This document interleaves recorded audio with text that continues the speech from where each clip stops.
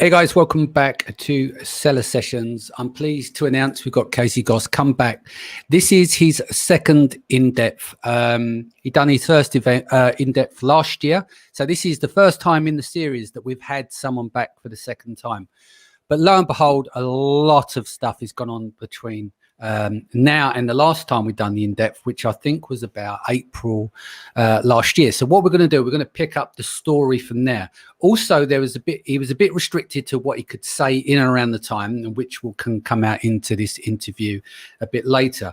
But before we kick off, I'm just going to share to the groups. Do you want to give the audience a little bit of what you've been up to in the last week or so?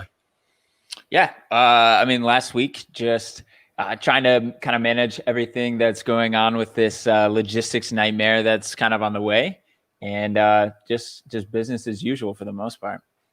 And so what's happening for you in terms of COVID? You're operating from home at the moment?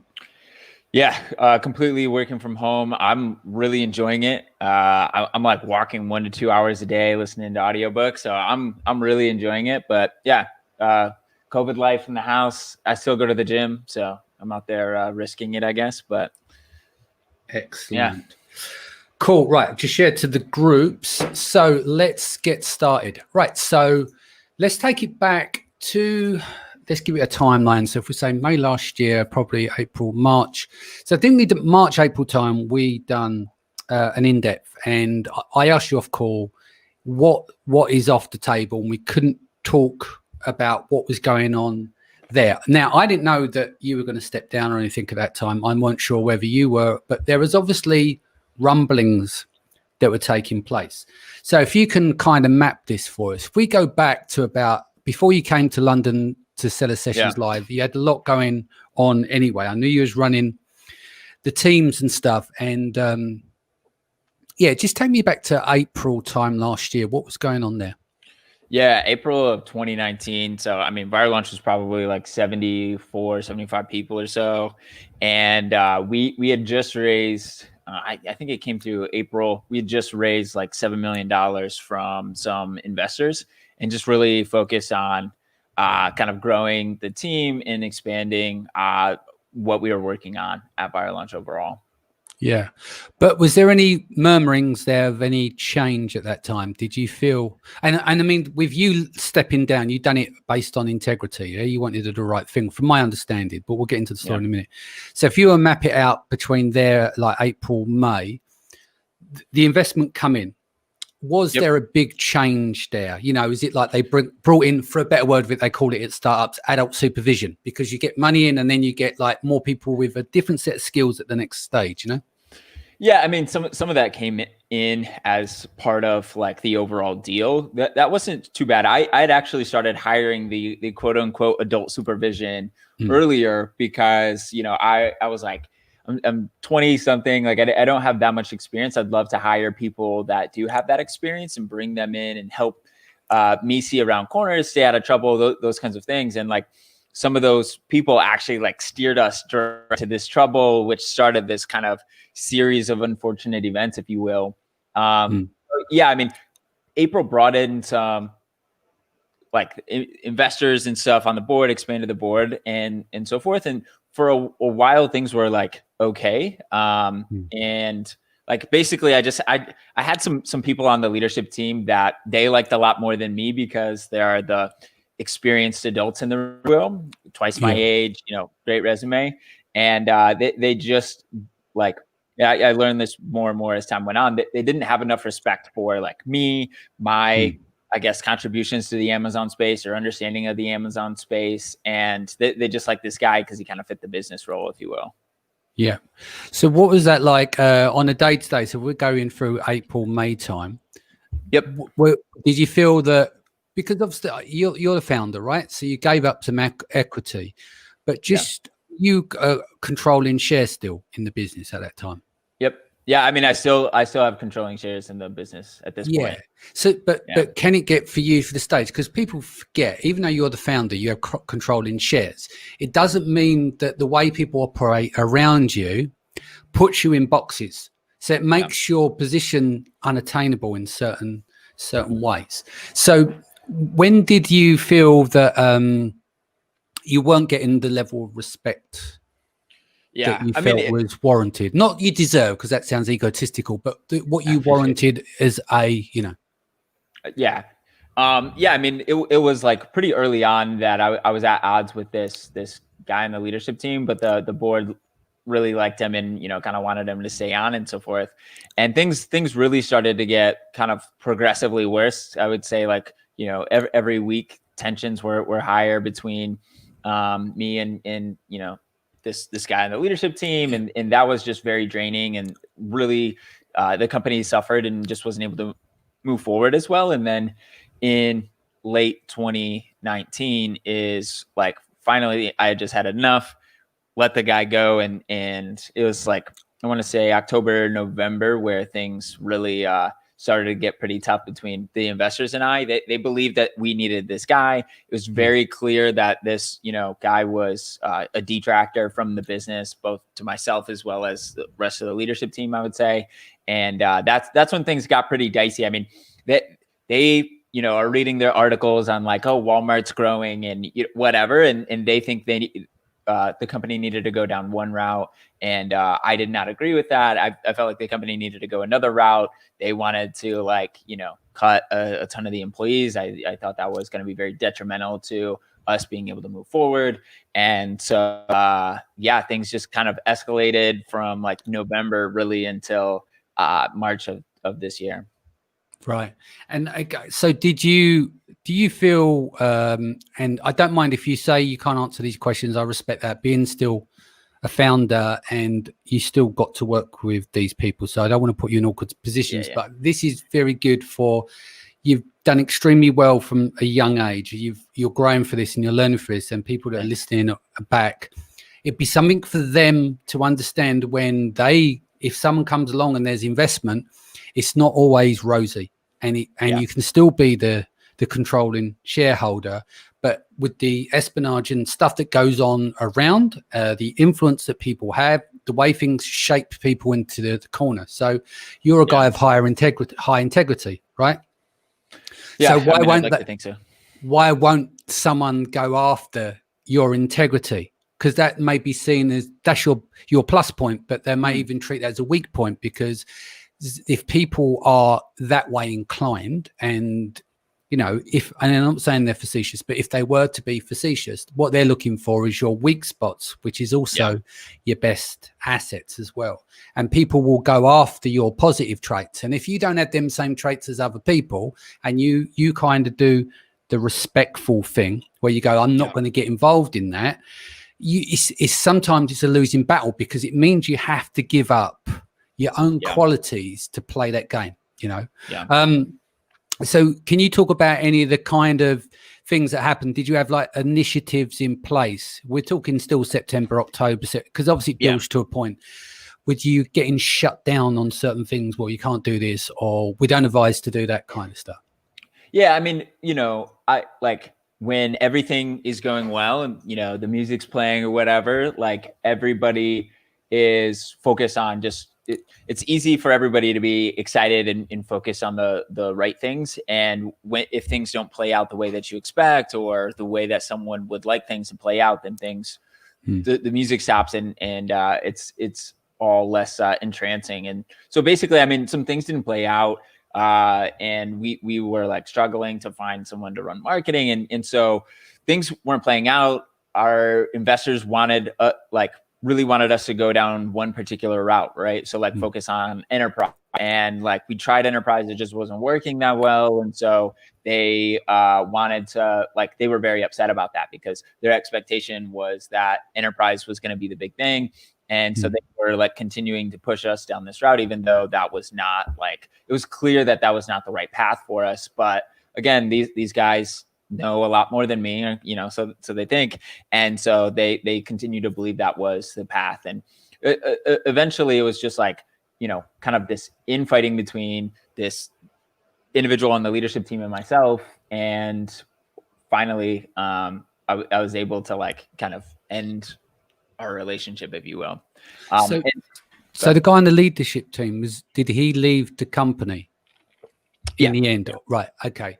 And did that kind of made it dicey as well? Because you've got a team that want to support him. He's left. It's like a clash, the CEO and him. And did that then start to cause a bit more friction because he left and they liked him so much? Not friction within the team, friction within like the board and the investors, because they really liked him. Yeah. And just like, that was just a ongoing battle. And, it's tough because confidence isn't like I'm not a super like confident person. And so like, discussing with the board who they have all this experience and they've had success. Some of them have had, some amazing success, and they believe, I believe the other. And it was just it was very difficult for me to fight it. It was a very uphill battle for me with the and this guy, but yeah. And so what are some of the things that, before we get to I want to talk about, that final day resignation, that how you felt about certain things and your exit and stuff. But what did you find, like the challenges that you had, like you said about confidence? Everyone's got to grow confidence. Everyone's got to go through these certain experiences, and the unknown is a tough one, especially when you're younger. And that's not to insult anyone because you're younger, but you have to gain the level of experience, right? So you come through these, come out the other end, obviously a lot more confident now to when it was inexperience. Did you feel weighted down by the whole experience? A lot of that stuff's on your shoulders, because from my recollection, you've come from humble beginnings, right? You were sitting there freezing cold trying to keep the lights on, and you've got wearing socks on your hands while you're coding, right? So you had a magnanimous, like a massive shift, and then you've built this, and you're very well respected in the industry. A lot of people have you in high regard, and you built this company. But obviously, still on young shoulders, right? You're still kind of great, and like you said, these guys have got all the experience. So did you feel that because of their experience, because they've been around the block a few times, you felt like a moving target all the time, like you're trying to play catch up? I know from my own experience, going online from nothing to going online, I spent 2 years. It was terrifying because I had no clue, not you, but me, had no clue. And every time you felt you got somewhere, it was snatched away, because I simply didn't have the experience. I had the grunt work, but it was in the back of your mind. It's like, we got here, and then something else happens, but you don't know how to deal with it because you don't know what to do. So did you find is that you kind of backed into corners in some way? They've been around the block, and you're always on alert, like you're always in that fight and flight kind of mode? Yeah, for me, it was like the corners that I was being backed into were, they feel like we should do X or, do something a certain way. And my gut, like I would never have done it that way. And I disagreed, but like, that them arguing from a standpoint of, I've done this before, trust me, this is how we need to do this. That it was so difficult for me to argue that. At any point I could have like stopped things and said, all right, no, we're completely doing it my way, get out or whatever. And ran things completely different. But I just was like, no, these guys have been through this or been through these situations or, built these things. So I'll continue to rely on you guys. And that was like, this is me being rather honest. But like, I mean, that was, again, one of my fundamental flaws is like I deferred far too much to experience, and experience doesn't always translate one-to-one. Just because you had like amazing success over here doesn't mean that you're going to be able to bring that to a different company in a completely different situation. So and so did you find that you, like your gut as well, did you start to not listen to your gut at some point? Like, you said you deferred because of experience, which kind of comes from a bit of confidence as well. Well, they know about that, so they should do that.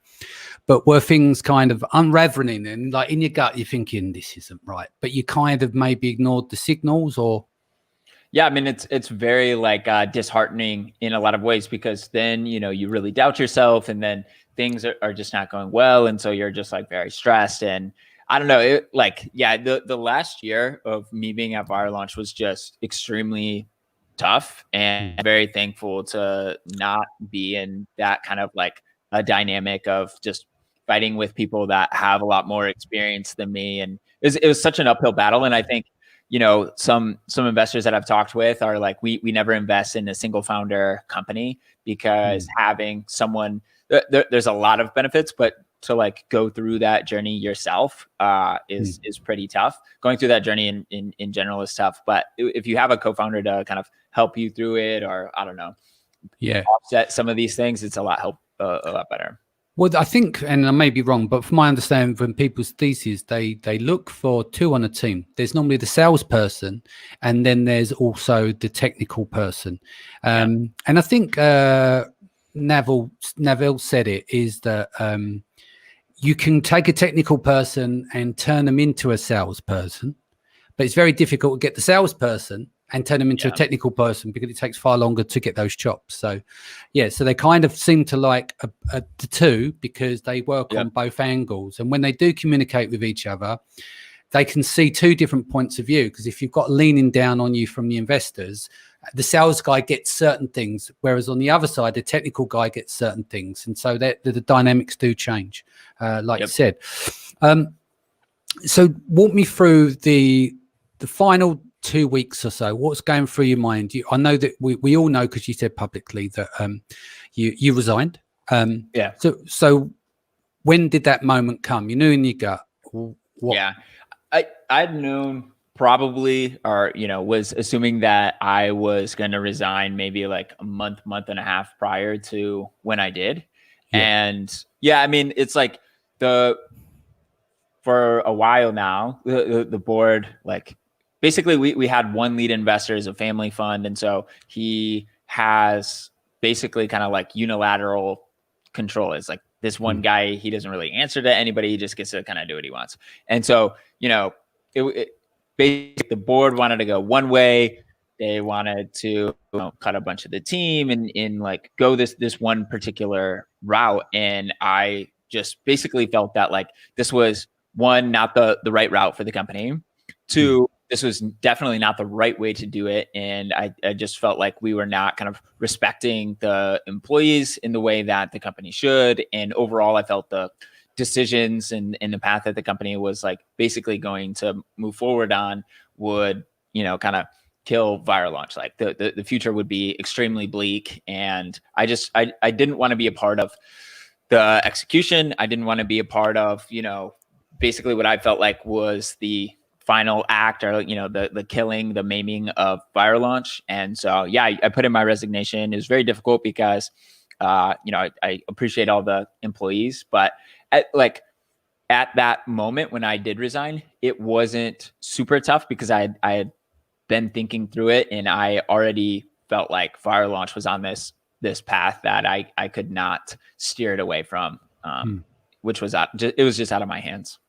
So on the day, was it a written notice that you handed in or sent in? And I sent out a large Slack message to the team, just thanking them and letting them know kind of how much I appreciate them, and just amazing journey, and just being able to help support me and in my dream of helping all these Amazon sellers, and how thankful I am to everybody.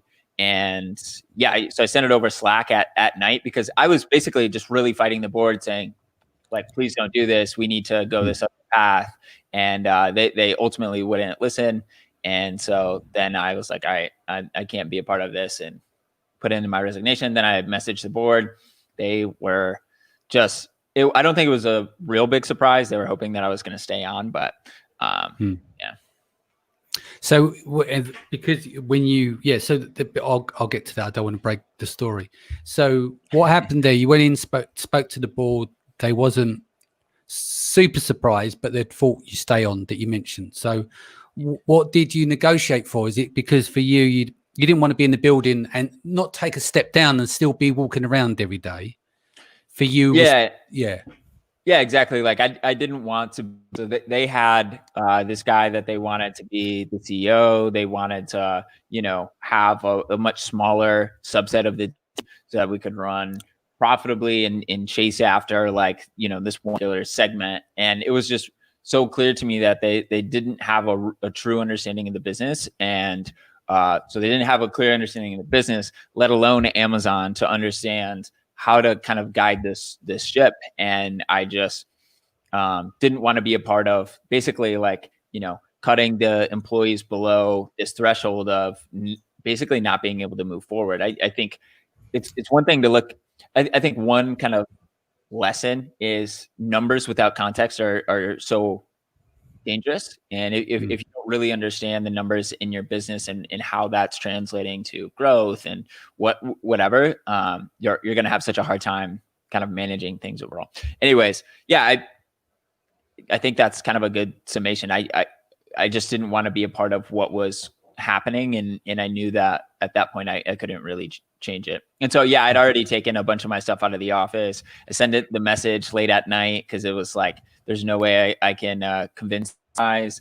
And then the next day they cut like, a major portion of the employees, and who they decided to let go. I mean, let go the majority. I have a lot of respect for everybody that's, still there, best employees there, especially the people that like knew the Amazon space and were really helping push the company forward. It's just like idiotic to me, but yeah. Yeah. I mean, when you have to let off staff like a big chunk, it's devastating. So you managed, in one way, you've managed to avoid that by doing the right thing, because in some cases, and I'm not saying in your case, sometimes you're set up to do that, lay off the staff, and then you get the axe, you end up doing someone else's dirty work.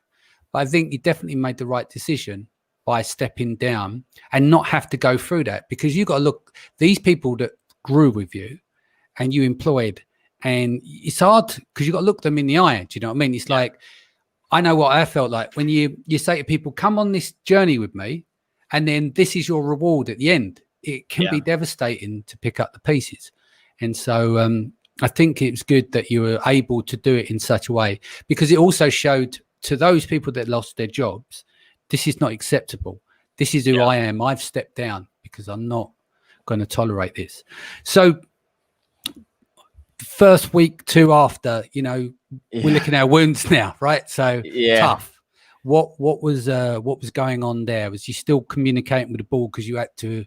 Because you've gone and left completely, right, in terms of you're not in there day to day. So how did you manage to arrange that, shall we say? Yeah, I mean, it was pretty easy in terms of like the separation of not being involved in the day to day. And I was just, at that point, I was kind of like, forget it. I'll let them figure out kind of managing the day to day afterwards. But yeah, I mean, the 2 weeks after, I think 1 week after was when the lockdown hit. And so I was honestly, I just like slept a lot, played video games. I was like pretty kind of depressed and just wasn't exactly sure what to do with myself. And but yeah, I mean, there was some communication back and forth. I would say I'm usually like a pretty nice guy. Some of it was less than cordial, but yeah, like that transit. I was still on the board at the time, so like I was still getting some kind of board level updates, but yeah, there was not really much going on. And, they tried to get me to sign a non-compete after I had already left, which was just hilarious. And I don't know, just silly politics, I guess.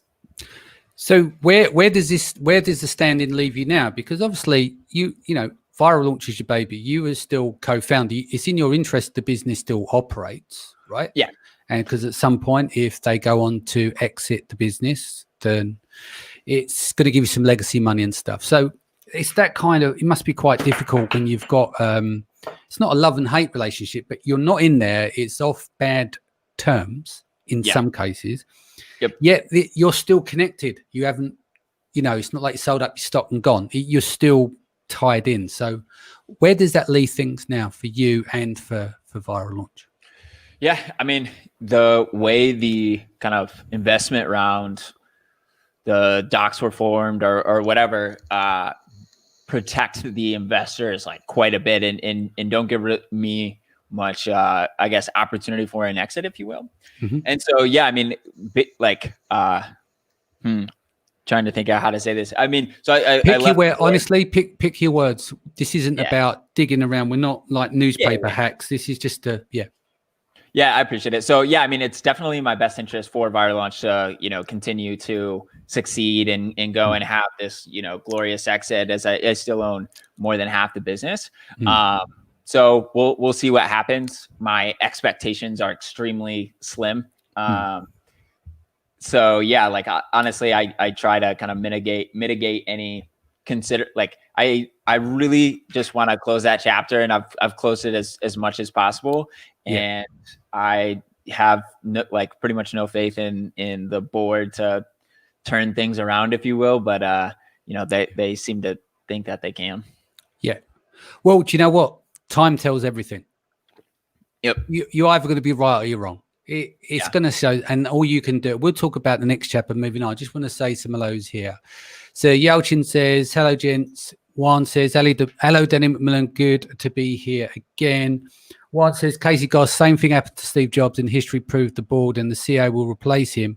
And that was the worst mistake they ever made. You'll come back stronger than ever.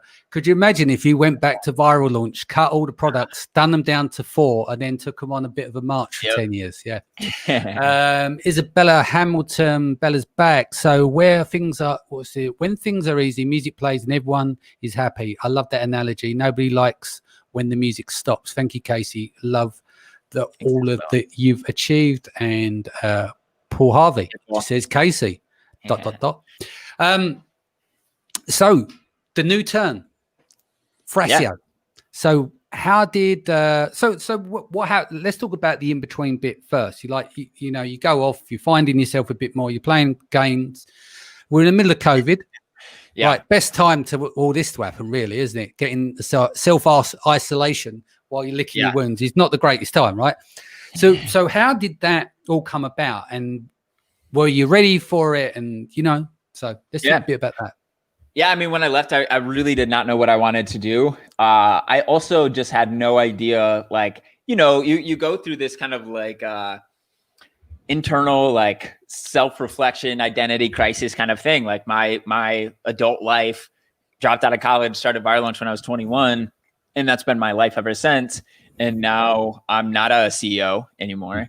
I am not at Viral Launch anymore. And so I just had no idea how people would perceive me or think about me. How does Casey Gauss fit in the minds of people? And also what did I want to do? I did not want to really I figured I'll probably for a very long time not want to grow a team and deal with all of these things. And so I basically just talked to a bunch of people, tried to figure out what I wanted to do. Did I want to go the entrepreneur route and kind of hustle and build something, or did I want to I had some extremely great offers. Thrasio being. I was going to say, I would be surprised if you were short on offers.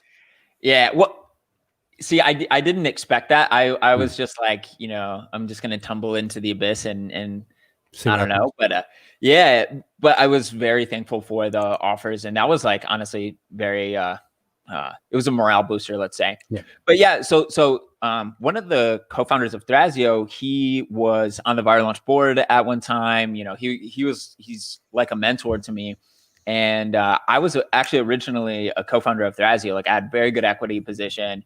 I literally left, when everything's said and done, probably hundreds of millions of dollars on the table by giving up that equity position. I basically this is a kind of integrity thing. Hold a minute. So you were a co-founder of Thrasio, which has now got a 1.2 billion market cap. Yeah. Wow. Okay. Sorry. Go on. Yeah. Yeah. So I originally Thrasio was going to be focused a lot more on kind of Shopify, D2C sites and stuff like that. And my relationship with Josh, the co-founder, co-CEO, he, I don't know. Anyways, they ended up going down this Amazon route. I taught him everything that I know, if you will. So anyways, I was a co-founder, but I felt like having equity in Thrasio, essentially just a large Amazon seller, was a conflict of interest with my Viral Launch. Because you're doing launches and stuff like that. You have to keep them separate. I get it. Yeah. I just didn't feel good about it. And so, so I just, gave it up, and I would do it again. And who knows, maybe Thrasio wouldn't be as successful if I was there. The team is amazing. So I can't really take credit for anything, but so I've had a good relationship with Josh since, I don't know, 2017 or so. And so when I left and Josh was helping me walk through this whole situation, Josh called me up and was like, hey, you need to join the Thrasio team. We'll give you a good offer. Like I don't know. It's going to be a great opportunity for you. Help build your resume. You'll get to learn a lot, all these things. And I was like, yeah, I want to think about it. He's like, right now you're emotionally compromised. Thinking is going to be difficult for you to do. So just, join the team and you can think about it later. And so anyways, after like looking at my options, I guess, I didn't have the like mental ambition to go chase after something new. And also like I love learning. And I think getting that experience that these older people had that I was always kind of seeking after, getting that experience myself, sitting front row on this rocket ship of growth is such a great like learning opportunity for myself. Yeah. So. And I mean, I didn't realize that we was a co-founder or you had equity. What I will say is, how old are you now? I'm 27. Right. So most people will not experience what you have in 2 lifetimes, but you've been involved in 2 multi-million-dollar companies. So you had the corn, as they say. I can't remember their Jerry Maguire. You have something, so you haven't got to worry because you've got time on your side. Like, I reckon that at some point in the next 10, 15 years, you'll do the $1 billion exit or whatever. You will have one of those companies. What's happened, you've just got close to it. It's just hasn't happened just yet. And I think it's good. Like, some people their ego wouldn't let them go and get a day job. Like, they walk out of somewhere and they go, well, I ain't going to go. So you're in a day job effectively in Thrasio, the company that you stepped away from that's worth hundreds of millions. But you will win, because what will happen is you're going to gain all of this knowledge. And you may go around next time, either set up on your own shop on doing something, or you raise money on a new idea, but you have more chops this time round. You put your own team together. And I know someone referenced Steve Jobs. I mean, it's a different thing, but the sentiment is still the same. Is that you go away, you take in these learnings, you can't, what's the words I like to use? It's like you have to lose a few battles in order to win the war. Yeah. Because the war, that's all that matters. Right. And I think, you get there. And so what you've done is great, because you're putting yourself in a position, you work with the fastest growing, profitable startup of all time. I think in the US. In the US. So, only a fool couldn't learn from that, right? Yeah, absolutely. 100%. So what does day-to-day look like for you? What are you doing? I know you got a lot of experience in areas, obviously your programming background as well, but what kind of thing are you doing? Running teams, etc.? Yeah, so I have an SEO team. It's including me, it's like 10 people now. And so basically, like, looking at the Thrasio portfolio, we have 70 plus brands. It's our job to make sure that we're showing well in search. And like search means a lot more than just ranking well organically at this point. But so I have a SEO team, but I get to be involved in a number of different projects, and I get pulled into different departments from tech to marketing, which is fun. So like I feel like I'm having a good impact, and there's a lot of variety to it. I have an amazing team, which is just a bunch of rock stars. So they handle a lot of the kind of SEO efforts. I'm still talking with sellers a lot. I mean, I have a ton of friends in the space, and I am constantly trying to kind of stay ahead of the curve, if you will. But yeah, man, like Thrasio is awesome. Like, I'm very thankful for opportunity. Like, most people don't know this and see Thrasio as almost like this private equity roll-up move, but Thrasio is an elite Amazon seller. I say that if you gave every Amazon seller in the world a product and had a competition to see who could drive the most revenue in a given period of time, I think Thrasio would end up in top 10. Like, it's just super impressive. And it's just cool to be a part of. Yeah, I mean, it works 2 ways as well, because you're a recognizable face in the industry. People respect you highly. You're speaking to 7, 8, 9-figure sellers, advising them as well. The value that you had as well as being part of one of the faces, like you got Ken and stuff, one of the faces of the industry. And so we've seen it with moves with other companies where they've done their signings and they've left and come across. We say, I don't have to name names, but it is a very good thing for the larger businesses to have a friendly face there with experience. So not only do they land someone who's technically gifted in what they can do, you also got an audience there, you know, and people trust what you say. And so that is going to be very good reflective PR for them as well. Nice. Thanks. So it is a two-way street. So I'd say, well, what's coming up in the next, you know, what's your next 3-year plan? But you're at Thrasio now, you're learning a lot. Have you been rolling around with some ideas, or that's just off the menu at the moment? You just got your head down? Yeah, I recently launched a blog newsletter podcast called Digital Shelf Labs. I mean, I read a ton. I feel like I've been pretty good at kind of staying ahead of the curve and seeing where the industry is going. I just like to, you know, think about these things. So I just wanted to put out some high level thought leadership. It's not like here's the latest keyword research hack. It's like, where's the industry moving and how should you be preparing, between my experience at Wire Launch, what I'm seeing at Thrasio, as well as, you know, what my friends that are doing 7, 8, 9 figures are all seeing. So I'm doing that. I think that, you know, I'll be at Thrasio for a period of time. And as I like figure out what the next big play is, and when that time comes, I won't be at Thrasio for the next 10 years, I don't think, but Thrasio is like a really good stepping stone for that next move. I don't think it will be. Parties. Yeah, exactly. Yeah. I don't think it'll be in the Amazon space. But I think that we'll see what happens. Cool. Sorry, getting these phone calls. That's all right. Dustin says, happy to have been on the journey with you, Casey. Next chapter will be better than ever. Question from Wellington. Nice. Casey, if you had the opportunity to do it all over again, what would you do differently? Good question. I didn't ask that. Great question. Yeah, great question. So I would have, right off the bat, I would have been focused on marketing. I think it's exciting to be like, you know, we don't need to market our products and focus on positioning and messaging and just like attracting new customers, because our product's so great. But I think that if your product really is helping people, then it's incumbent on you to help as many people as possible, and marketing is going to help you to do that. So I would have really focused on that. Secondly, I would have just appreciated more what we had that was working, instead of focusing on thinking that there's a lot of other people out in the world that have more experience and could be doing this so much better. And I wouldn't have raised money. I wouldn't have brought in some of the people that were detractors or detrimental to kind of our forward momentum. I would have doubled down on our existing team, wouldn't have raised money, and just focused on kind of profitable, responsible growth. And those are the two biggest differences.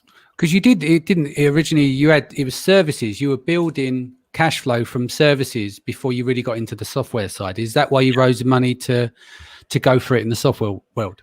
We raised some money. We raised some money. So like, I mean, we were able to get into the software stuff all through kind of our profit. We raised the money to start going after like enterprise customers, to accelerate our product's development. And I think that we would have been much more successful had we have not have raised that money and pushed us in those other directions. Yeah, that makes sense. Facebook user says, "What up, guys? Casey, hope you're finally getting to some sleep these days." Christine says, "Hello, Danny and Casey." I think we've pretty much covered everything now. Where is you said about the podcast and stuff. So where can they subscribe? Is it on all the main podcatchers? iTunes? It's just called Digital Shelf Lab. There's a blog you could go subscribe or whatever, but cool. And do you want to give us some tips then? What's some of the stuff that they expect to hear on the podcast and the newsletter, the ones that you've released, of course? Give us a couple of things for the future, you think? Yeah, so I just released my first one last week, which is discussing kind of planning for Q4. It's going to be an absolute nightmare. It's now September, but in August, I was getting delayed FBA shipments in August. So let alone when everything just goes crazy this year. I think you need to be trying to pull demand forward, so that your customers aren't trying to buy December 20th. There's no way they're going to get their product in time, or let alone December 10th. And you should be diversifying your fulfillment network, assuming you have the capacity. Number two, my next blog post is going to be kind of on like Walmart, Facebook, Instagram. I've been saying for the last 2.5 years that Facebook and Instagram are going to be number two to Amazon. And it's absolutely true. Facebook, Instagram shops are launching anytime now. And the amount of attention, there's 800 million monthly active shoppers on Facebook Marketplace right now. People don't know that. There's a lot of people already buying through Facebook. And I think the opportunity to, instead of sending people to a Shopify store that has a, hopefully 3% conversion rate, you're going to have a much higher conversion rate getting people to check out directly in Facebook and Instagram. I think that's kind of the next move. I'll be talking more about that in my next post. Third post will probably be about kind of the death of organic. Organic ranking is just driving less and less sales kind of every day. And there's a lot of other things that you should be focused on, and nobody's talking about it. So, yeah. Yeah. And so what's the frequency of the podcast and the newsletter? Yeah, I'd like to do a week, but sometime so it will, let's say, every other week. I just want the quality to be very high. I don't want to hit like a content schedule. This is like, I got to think about things, and sometimes it takes me a while. Well, it does. I mean, look at my schedule's busy, but my content comes from the guests. So it's a lot easier for me as long as I try and ask the right questions. I couldn't keep up with a content schedule by any means. Even once a week would struggle if I had to sit there and come up with it all personally and it be galvanizing enough. And, does that make sense? So it is tough when you're doing it as a solo person if there's no guests and stuff. I totally agree. What is the best way to reach you? Probably social media. Shoot me a message on Facebook or on Instagram. Cool. Guys, don't forget, voting is open now at sellerpoll.com, brought to you by Thrasio, of course. I'll be back here 4 p.m. for another in-depth tomorrow. I'll release the news tomorrow. Stay home. Oh, if you can, stay home. Stay safe at least. Take care of your family. Casey, thanks for coming on and being so open. And I look forward to bringing you back for in-depth part 3 when we hit the billion. Take care. All right, guys. See you soon. Bye.